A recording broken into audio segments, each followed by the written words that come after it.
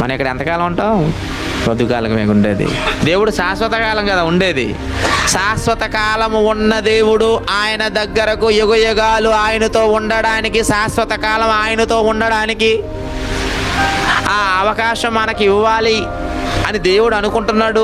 ఆ అవకాశాన్ని మనం పొందుకోవాలి అనుకుంటే భూమి మీద బ్రతికినంత కాలం ఏం చేయాలి?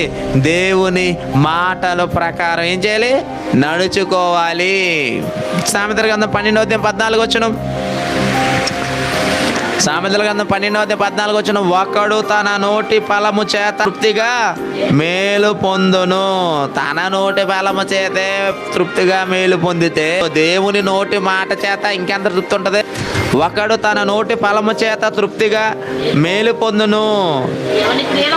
ఎవని క్రియల ఫలము వానికి వచ్చును. చూడండి, తన మాటలు నోటి ఫలము చేత తృప్తి పొందుతున్నాడంటే అతను నోటి ఫలం అంటే అతని నోటి నుండి వచ్చే మంచి మాటలు. నేనైనా మీరైనా మంచి మాటలు మాట్లాడాలంటే మనతో మంచి మాటలు మాట్లాడించేది ఎవరి మాట? దేవుని మాట కాదంటారా? ఏమంటే మనం దేవుని మాటలు బాగా నేర్చుకున్నాం అనుకోండి, మన నోటి నుండి బూతులు రావు తెలుసా? దేవుని మాటలు మనం బాగా నేర్చుకున్నాం అనుకోండి, మన నోటి నుంచి అబద్ధాలు రావు తెలుసా? దేవుని మాటలు మనం బాగా నేర్చుకున్నాం అనుకోండి, మనం ఏది మాట్లాడిన ఎలా ఉంటాయి? దైవికంగా ఉంటాయి తెలుసా?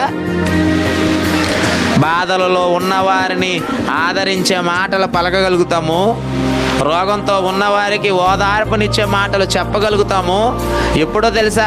మన హృదయం నిండా దేవుని మాటలతో నింపుకున్నప్పుడు. అంటే ఒక సత్ప్రవక్తను కలిగిన వాడిగా, ఒక మంచి వానిగా ఈ సమాజానికి నిలబెట్టగలిగినవి మనిషిని ఎవరి మాటలయ్యి అంటే దేవుని మాటలే.